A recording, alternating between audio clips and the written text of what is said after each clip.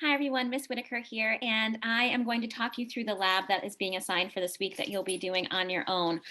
So if you go to your assignments and teams, this will be under graphing relationships, spectroscopy, and the Doppler effect. So if you open that assignment, you'll find this here, this lab. So you can type right into it, but if that's not doable for you, you can write your answers on a separate sheet of paper, take a picture and upload it as usual.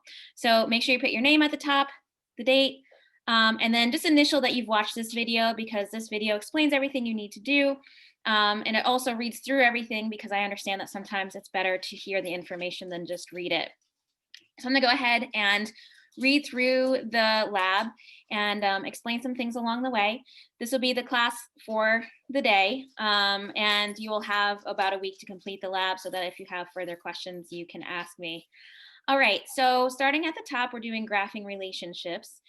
So this is an important part of science that we'll see across the board. So with everything that we'll be covering this year, graphing the relationships will come into play. Now, this comes into play in my life as an adult. So it's something that you might not necessarily think about, but it's a good way of sort of making a picture of data. And no matter what you do in your life, there'll always be a place for that, whether you're looking at bank accounts or it has something to do with work or just putting some pieces together. It's always easier to understand information when you have a picture of it than just a bunch of numbers or a bunch of information. So graphing is a way to represent data in a way that helps scientists and other people understand relationships between variables.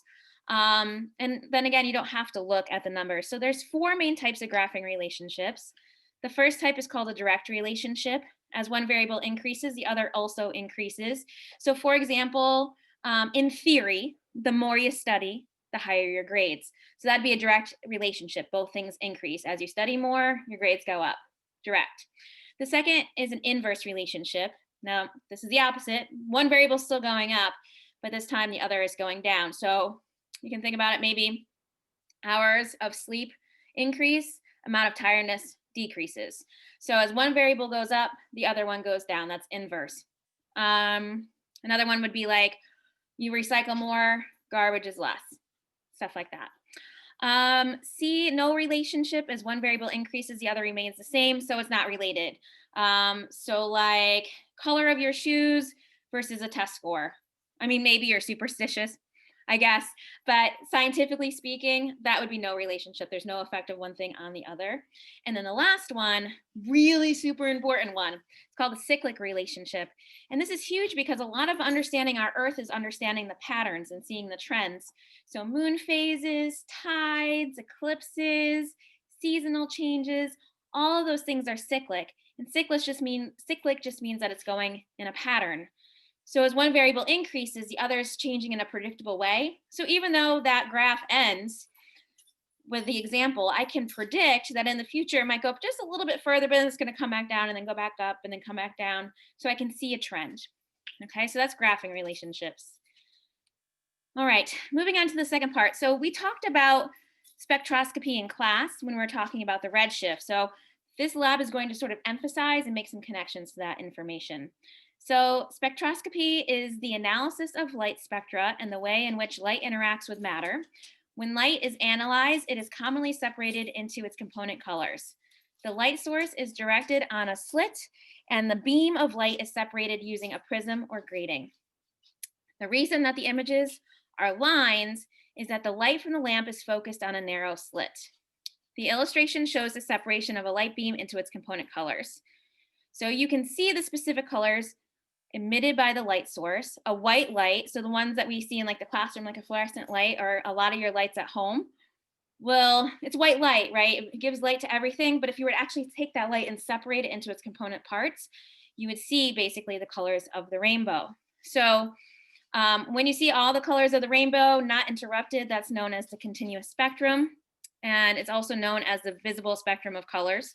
So again, when you see a rainbow, or sometimes like people will have like crystals in their window, and then when the light shines through it, you can see the rainbows. Or even if you just have a glass of water out, the light shines through the window, hits the glass of water, it separates it out into its colors.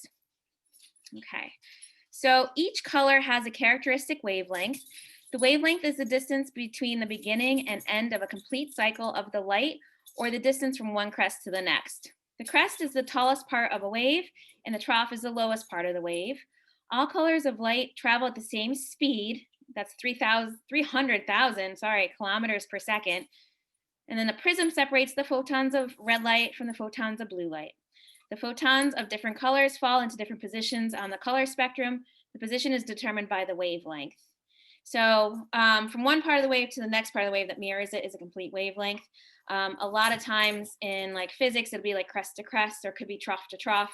As long as it matches up, corresponds, that would be your wavelength, and that's what determines one color from the other. Below that, you'll see these are the colors, and you'll see this thing, it says nanometers underneath nm. And so that's just a measure. So you see like the purples and violets are around 400 nanometers. And then you get towards like the oranges and the reds, it's more towards 700 nanometers.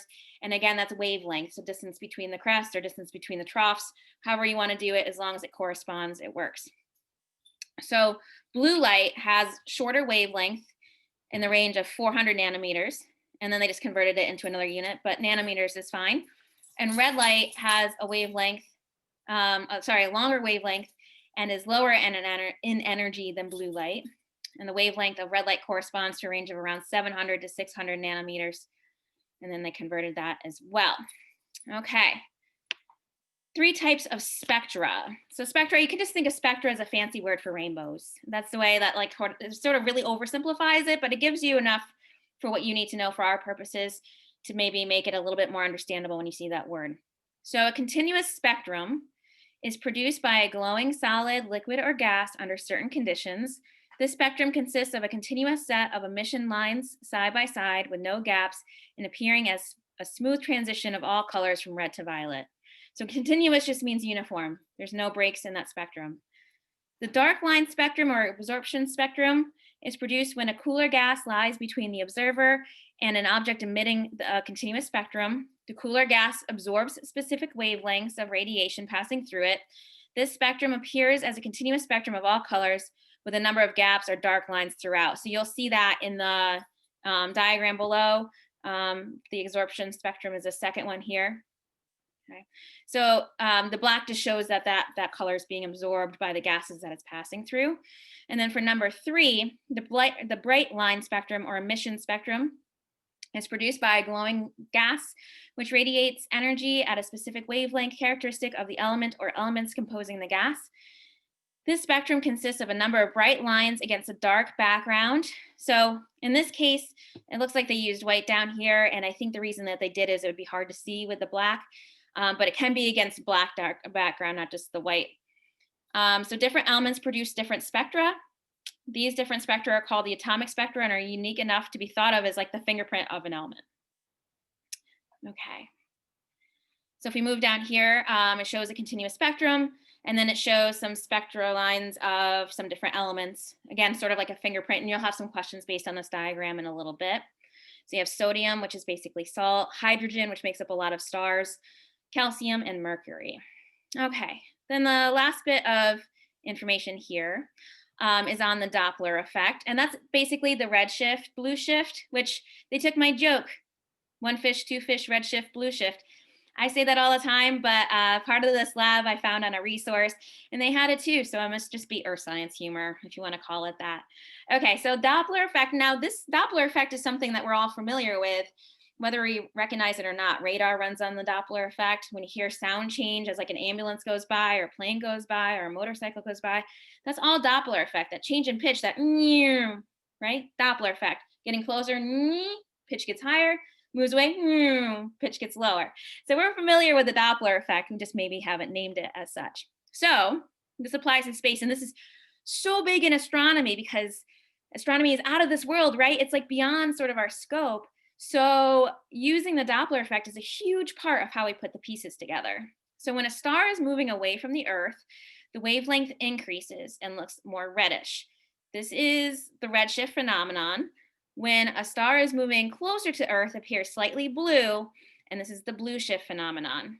But how exactly does this thing happen? Well, that relates to the frequency and wavelength of lights. This is just similar to the frequency of sound. So like I was saying with the example, when a police car siren moves towards you, the pitch of the siren which is the frequency of a sound wave, will get higher and higher and higher, reaches maximum when it's closest to you. And then after it passes, the sound will get dimmer and dimmer and dimmer. Or I would like to say the pitch gets lower, it's like, right? Because the frequency of the sound waves is getting lower. So here is the thing you need to know.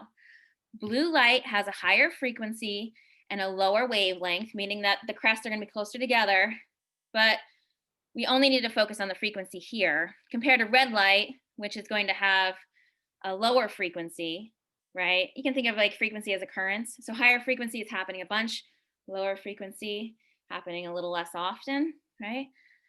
So if you replace the police car in the example with a star, pretty much the same idea. So when a star moves towards you or Earth, you are on Earth, aren't we? The frequency of light will get higher and higher and higher, reach a maximum when it's closest to you. And then after it passes, the frequency will get lower and lower and lower and shift towards the red side. The star may not necessarily be passing the Earth. So we'll just say when a star is moving away from the Earth, the wavelength increases and it looks more reddish. This is the redshift phenomenon. When a star is moving closer to the Earth, it appears slightly blue, and this is the blue shift phenomenon. So this diagram illustrates the Doppler effect. If you use the middle one as sort of like your baseline, right? The object is stationary, not moving. If I look up, I can see all those lines, same pattern, same spacing. That's really important. But I took all those lines in the stationary row, shifted it to the right, right? Shifted towards the red. Now, red isn't always on the right, so I should point that out. But in this case, red is on the right.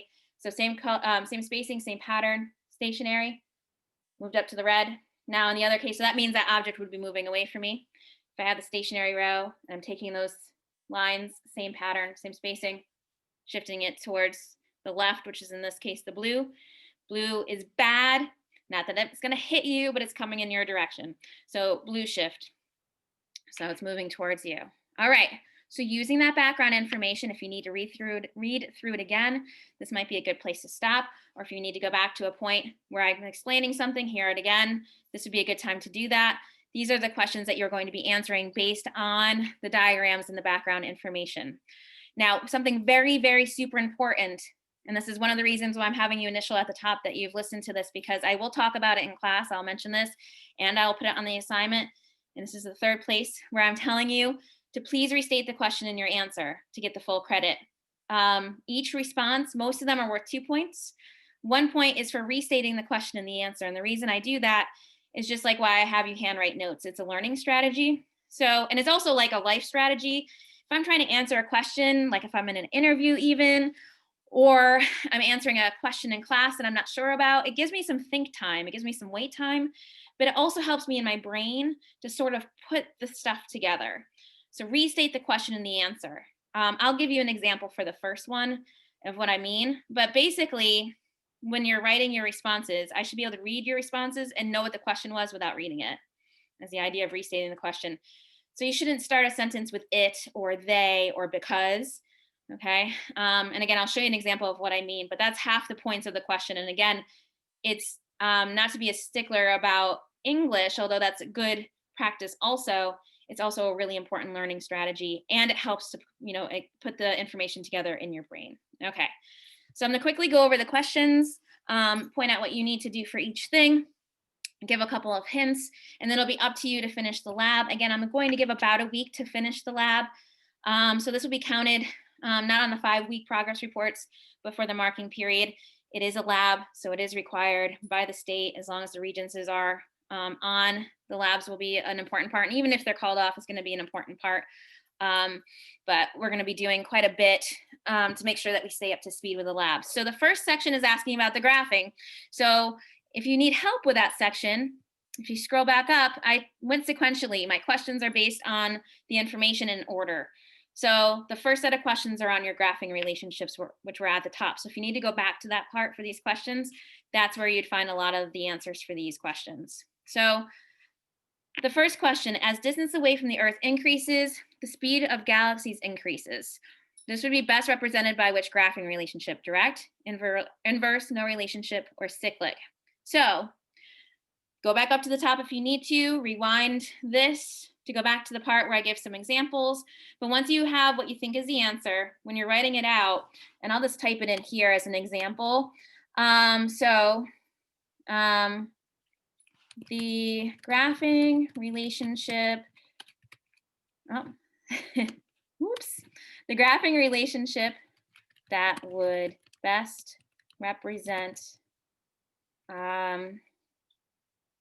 I was going to say relationship between, but that's kind of redundant. The graphing relationship that would best represent the idea that as the distance away from Earth increases,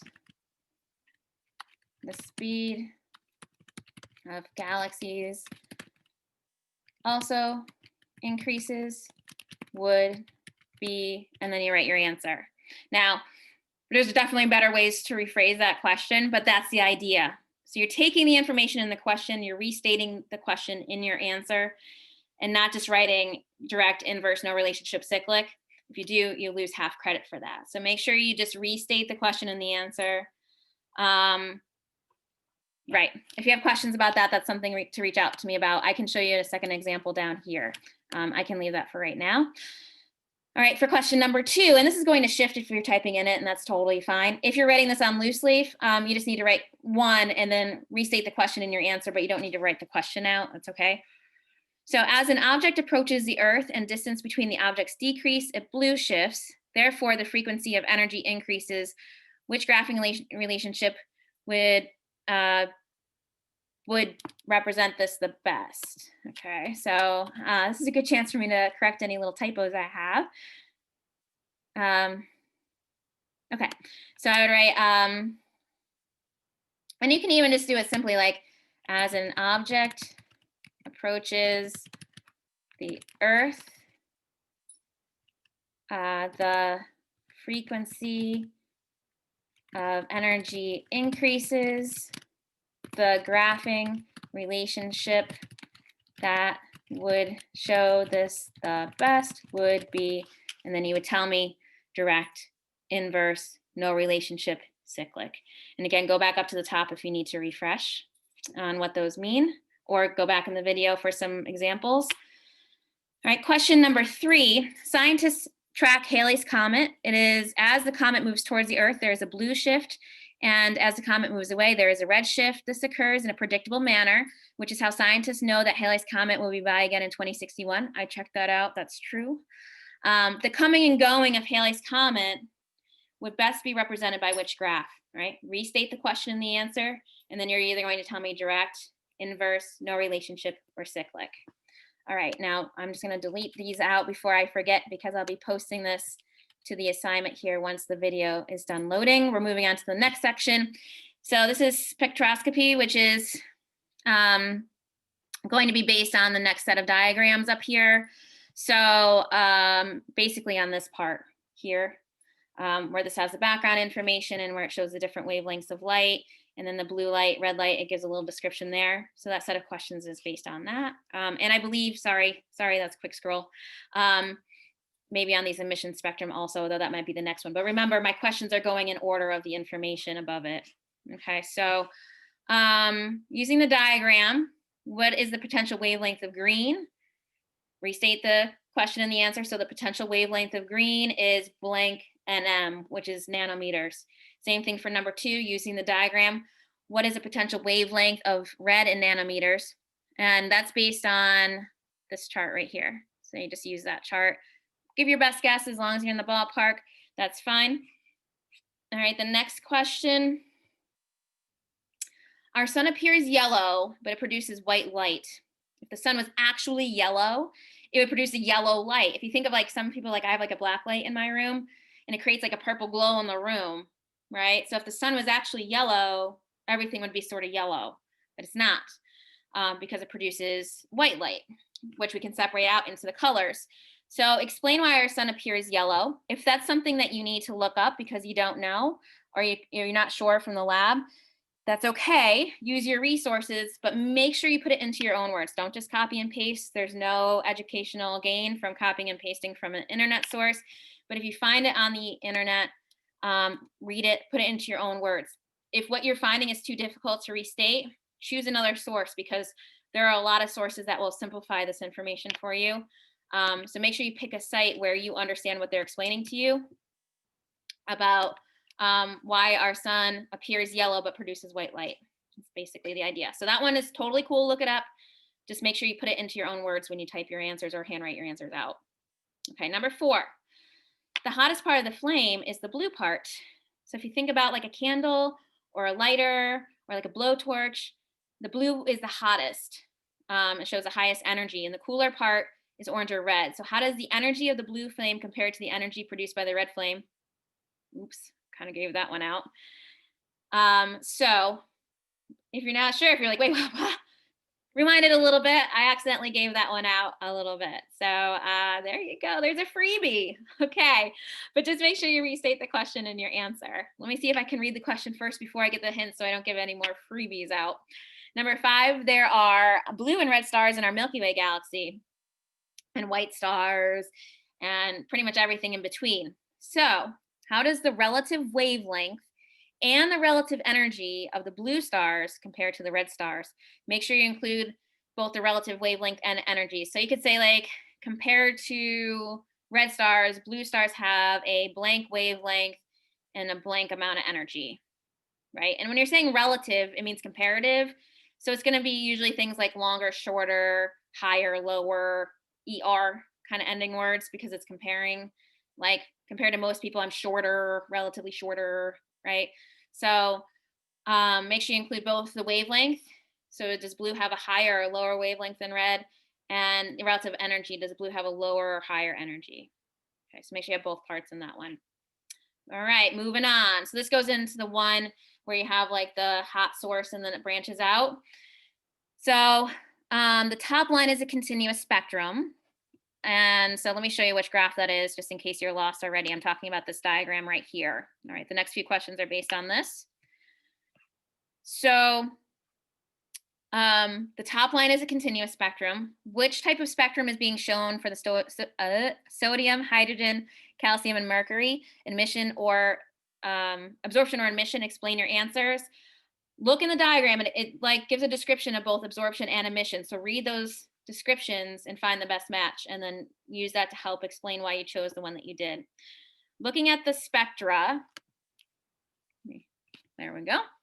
How would you explain the differences between sodium and calcium to somebody that didn't have the diagrams in front of them? So for example, so you're looking at these two things. So you're just comparing, I think I said sodium and calcium, sorry. Yes.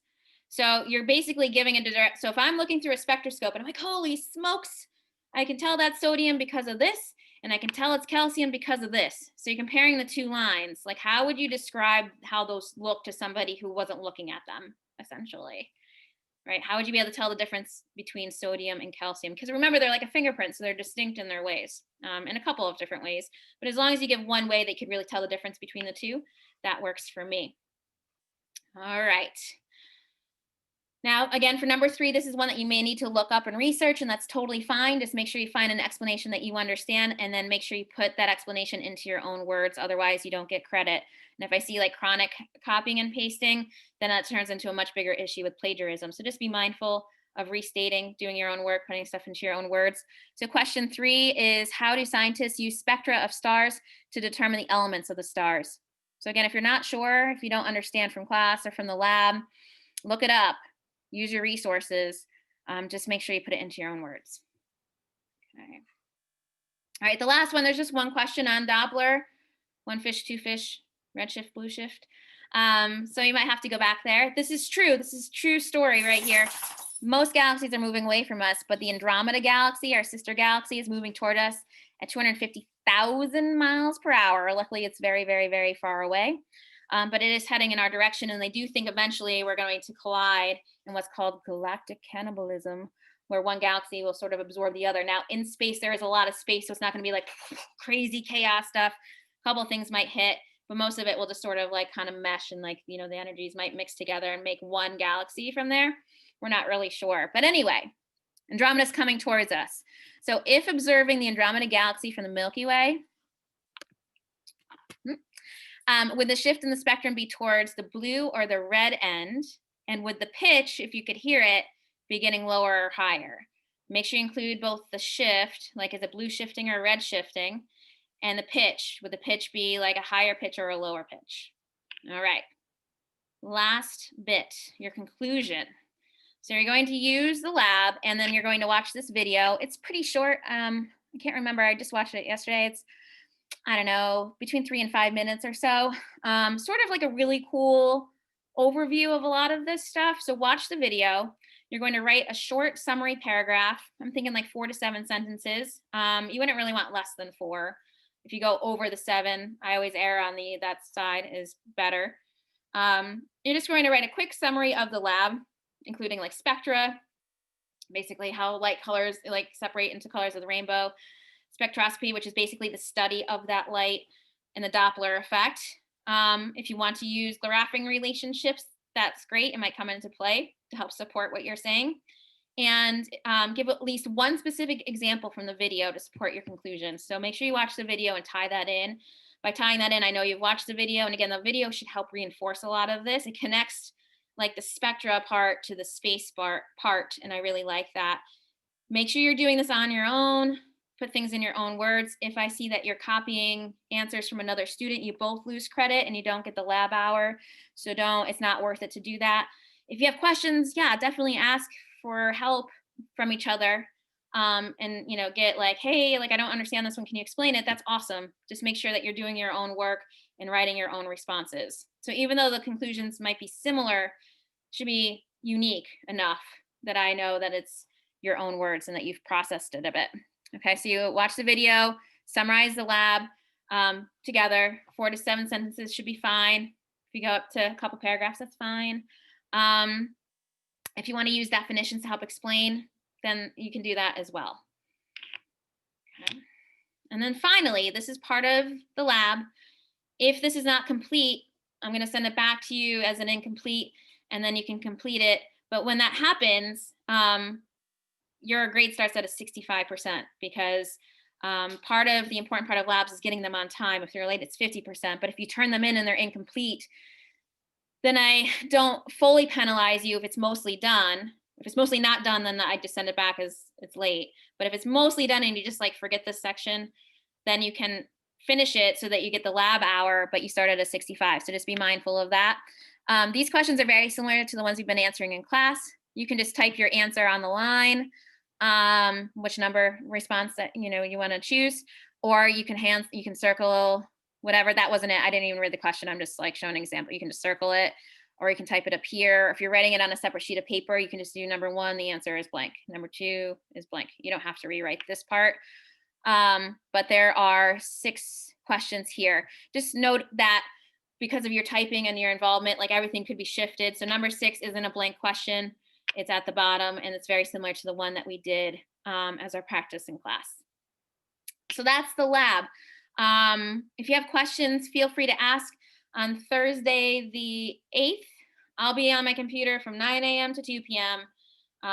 And they're basically just doing all day office hours to help students get caught up and with work. So even if you're supposed to see me on Thursday and you're doing this lab asynchronously, like I will be available.